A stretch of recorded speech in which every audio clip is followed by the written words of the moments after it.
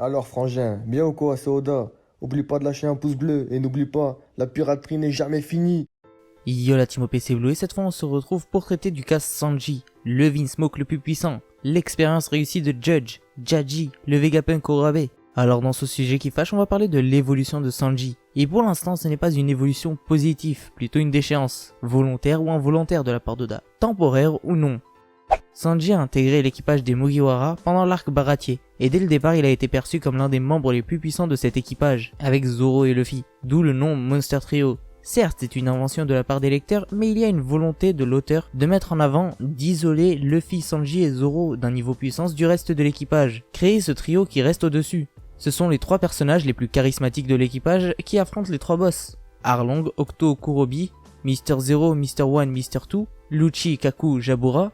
Donc ne me dites pas gneu ou ça plus fort que Sanji, c'est un combattant alors que Sanji est cuisinier. Ce sont tous des combattants si vous avez pas compris. Zeph était cuistot et capitaine, et c'était un combattant. Usopp est certes fort, mais se place en dessous de Sanji. On le voit à travers plusieurs scènes, comme par exemple quand Sanji prend la place d'Usopp pour combattre. Que ce soit Mr. Two pour le sauver, enfin, vous m'avez capté. Et il y a la même chose face à Jabura. En gros, Usopp affronte un ennemi trop fort pour lui et qui arrive? Ah bah oui, un personnage plus faible que lui, Sanji, et il gagne. Bravo la logique. Ou même à Skypiea, celui qui dirige les opérations, c'était Sanji. Donc ceux qui disent que Usopp est le troisième membre du Monster Trio, vous êtes de mauvaise foi. Oda veut garder cette hiérarchie des puissances, on le voit avec l'arrivée de Franky dans l'équipage. À la base, il est présenté comme l'égal de Luffy, mais suite à son intégration, il devient plus effacé, et se place dans les personnages en dessous du Monster Trio. Le trio surpuissant, en vrai appelle-le comme tu veux, ça change rien au fait que ce sont les trois persos les plus puissants de l'équipage. Et si Jinbei intègre l'équipage, s'il ne se fait pas trouer d'ici la fin de l'arc, oh j'ai hâte. Au Big Mom, je voudrais un poisson bien frit. Wedding cake. Ok, mauvais délire. On ne peut pas compter sur toi. Bref, et si Jinbei intègre l'équipage, il se placera en dessous du Monster Trio, comme Franky, et il s'effacera peu à peu. Sa prime dépasse celle de Sanji et Zoro avec plus de 409 millions de berries, mais ça ne change pas grand chose. La prime de Robin à la base était largement au-dessus de celle de Zoro, et elle était présentée comme un personnage surpuissant, quand elle portait encore le pseudo de Miss All Sunday, quel pseudo puissant. Mais elle s'effaça aussi en intégrant l'équipage. Il n'y a pas qu'entre l'équipage et le Monster Trio que des écarts se creusent, au sein de ce Monster Trio aussi. Je vais d'abord analyser son évolution, puis faire des déductions. Des déductions pleines de haki. Au départ, Sanji était présenté comme l'équivalent de Zoro, puis dans le Databook Red, qui est applicable jusqu'au tome 21, le tome où Sanji affronte Mr. Two, la force de Luffy et Zoro est équivalente, et celle de Sanji est en dessous. Donc jusqu'au tome 21, Zoro est plus fort que Sanji. Dire l'inverse est dire que l'auteur ment. Zoro est présenté comme le réel second, et Sanji comme un joker. Dans la saga Alabasta, il a un rôle d'atout caché, dans son personnage, Mr. Prince. C'est une sorte de Joker qui débloque les situations car il est plus futé que les deux autres. Il les dépasse dans le databook en termes de culture.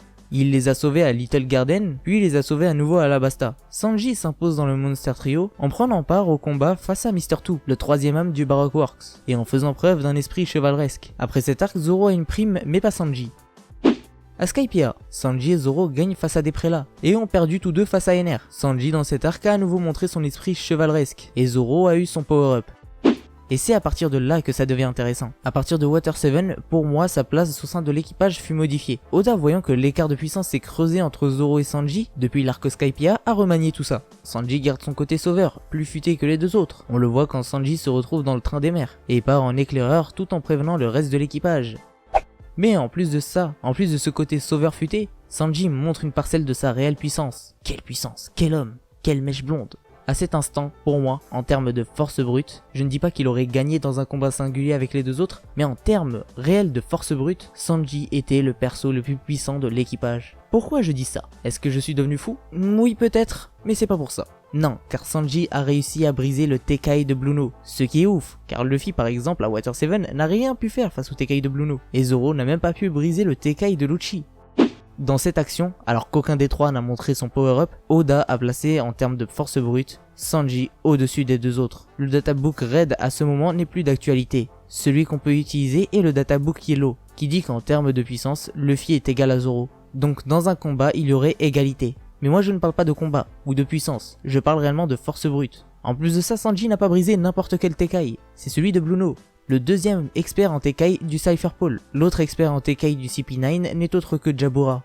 Avant de continuer, j'aimerais dire que grâce à leur power-up, Luffy et Zoro ont rattrapé leur retard en termes de force brute. Ils sont repassés au-dessus de Sanji, avec le Gear Second et Gear Third pour Luffy, et la technique Ashura par exemple pour Zoro. Mais Oda a surenchéri le niveau de puissance de Sanji, alors que déjà il était surpuissant, il n'était même pas obligé. Il était assez puissant pour sans problème briser le Tekai de Jabura, qui était le Tekai le plus évolué du Cypher Pole. C'est le seul membre du Cypher Pole qui est tout le temps en Tekai, même quand il bouge. Mais même ça ne pose pas de problème à Sanji. Sur le Wikia One Piece, ils interprètent la phrase de Jabura quand il demande ce qu'il cloche avec les coups de Sanji, qui le blesse alors qu'il est en Tekai, comme un moment où Jabura est inquiet car personne n'a pu briser son Tekai. Donc, en termes de force brute, Sanji était plus fort que Lucci. Et Sanji, qui n'avait pas plus de temps à perdre avec lui, a fini par dévoiler son Diable Jambe, qui le rend encore plus fort que ça, donc Oda a encore surenchéri la puissance de Sanji, alors qu'à ce moment-là, il n'en avait même pas besoin. Sans Diable Jambe, il lui a brisé son Tekai facilement. Même si Jabura l'a mis à mal pendant un certain moment, il l'a montré car il voulait partir. Car Sanji se retient. Retenez bien ça, Sanji se retient. Il montre de quoi il est capable seulement quand il n'a réellement pas d'autre choix, même s'il prend plusieurs coups, à l'instar de Luffy.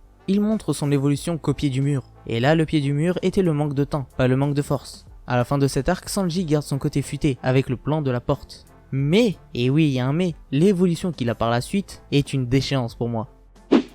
À Thriller Bark, il garde son côté surpuissant, avec des attaques non pas de grande ampleur, mais démesurées. Il attaque les Oz.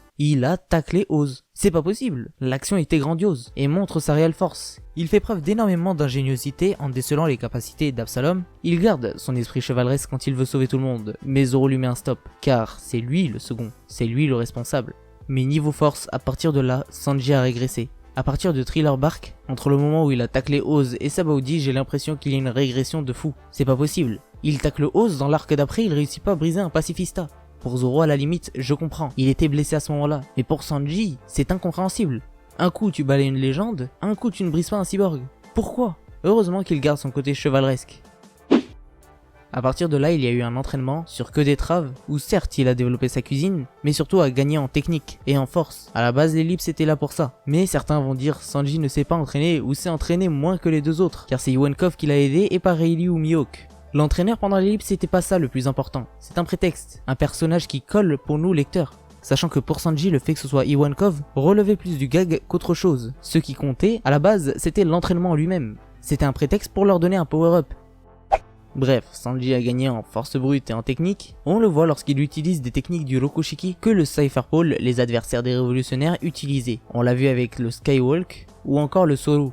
Il montre sa présence, mais reste effacé, malgré qu'on voit qu'il se balade, comme par exemple face à Vergo. Certains n'ont toujours pas compris qu'il ne l'a pas combattu. J'ai pas vu un Sanji combattre Vergo, mais simplement le retenir. Aux deux fois où il a réellement attaqué Vergo, en utilisant son Diable Jambe, quand il l'utilise, c'est à partir de là où il est sérieux. À ce moment-là, j'ai vu le gros crâne de Vergo traverser le mur. Donc aux deux seuls coups que Sanji a mis, Vergo s'est transformé en perceuse. Après certains vont dire « Vergo a brisé la jambe de Sanji ». Il l'a blessé? Oui. Et alors, Sanji n'a pas continué à le contenir juste après? Sans se battre sérieusement en plus? Sans utiliser son Diable Jambe? Et en évitant tous les coups que Vergo a essayé de lui mettre? Oda dans ce mini-affrontement a laissé un match nul. Pas parce qu'ils se valent, mais parce que ce combat ne lui était pas destiné. Il faut essayer de voir le combat comme quelque chose qui sert le scénario. Sanji n'aurait jamais gagné face à Vergo, car Vergo était l'adversaire de Law. Vergo était responsable de la mort de Corazon, sachant que Doflamingo était forcément l'adversaire de Luffy, et étant le principal antagoniste, Law devait obligatoirement battre un de ces deux-là pour que sa vengeance aboutisse. Donc il devait obligatoirement battre Vergo. Donc quoi qu'il arrive, personne n'aurait pu gagner face à Vergo, car c'était l'adversaire de Law. Dis-toi que même si Danchien se serait pointé, il y aurait eu un match nul, car le scénario prime sur les personnages. À moins que tu penses que Katakuri est plus fort qu'Oda. Dans ce cas-là, je peux rien faire pour toi. Mais non, en 3 coups de gomme, il n'existe plus. Bref, et pour Sanji face à Doflamingo, il a réussi sa mission, qui était de sauver Nami et le reste de l'équipage. Mais c'était impossible quasiment pour les mêmes raisons qu'il le batte. C'était l'adversaire de Luffy. Si Sanji avait battu ce sale flamant rose, charismatique, qui Luffy aurait affronté? Allez, j'attends. Allez? Non? Pourtant, le nombre de personnages qui auraient pu battre Doflamingo sur l'île ne se réduisait pas qu'à Luffy. Fujitora Sabo aurait pu largement battre Doflamingo, mais ne l'ont pas fait car Luffy doit avoir un adversaire. Un protagoniste doit avoir un antagoniste. Bref, dans la saga Dressrosa, Sanji a brillé par son côté sauveur, chevaleresque, en sauvant Tashigi, Viola, et en protégeant ses Nakama. Sur Zou, il était le responsable, tout comme Zoro, en l'absence de son capitaine. Et il a bien rempli son rôle, en protégeant ses Nakama et en plus de ça, en protégeant les Minks. Mais sur Whole Cake, qui est censé être son arc, L'arc où il brille, malheureusement il ne brille pas par ses faits, mais par son histoire. Enfin briller, il y a une petite étincelle. On en apprend beaucoup sur lui, on voit que Sanji se venge de son passé, qui est incarné par un homme, Jaji. Il montre qu'il est devenu beaucoup plus fort. Il le sauve, lui qui était censé être l'échec, il sauve la famille Vinsmoke. Ryuzaka, pour ceux qui connaissent, pour les autres, allez checker sa chaîne, m'a dit que selon lui, Sanji était en réalité l'expérience réussie, le Vinsmoke le plus puissant, et Oda nous montrerait ça à travers plusieurs faits, comme par exemple le fait que les frères Vinsmoke ne s'attaquent jamais seuls à Sanji, mais viennent toujours à plusieurs, et logiquement, tu n'attaques pas à plusieurs quelqu'un de plus faible que toi. Bref. Mais par rapport à Whole Cake, il faut pas oublier qu'on est dans un shonen. Donc quand tu veux faire briller un personnage et le mettre en avant, tu le fais à la fois par la présentation de son passé, approfondir son écriture, mais aussi le développer level combat. Oda a développé Sanji, je suis tout à fait d'accord. Mais niveau combat, non. Non, non et non, à tel point que 90% des personnes ont pris plus de plaisir à voir Brook en action que Sanji, qui était celui qui devait briller dans l'arc. Non pas parce que Sanji est plus faible, mais qu'il se retient. Un peu beaucoup trop là. Sanji, réveille-toi! Mais il se retient tout comme il se retenait à Skypiea. Il maîtrisait son diable jambe, mais il ne l'a utilisé qu'à Ines Lobby, face à Jabura.